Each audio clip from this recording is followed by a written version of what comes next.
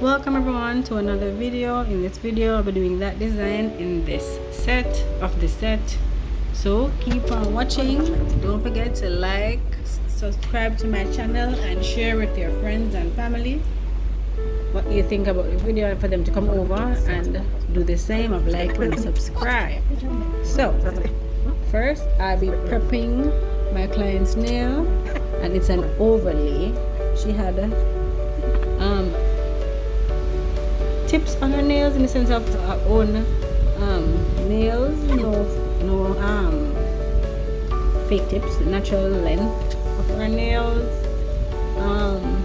We had nails to work with for the overlay, so prep with my flame bit and now my tapered diamond bit to help lift physical air and remove dead skin off the nail.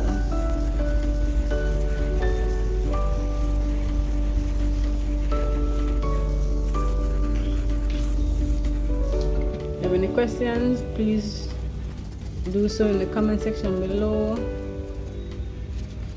So even though she had just a small amount of extension on her own nails, I still had to shape it just the same, but it worked out well for her. She liked the results of it. So keep on watching and don't forget to like and subscribe.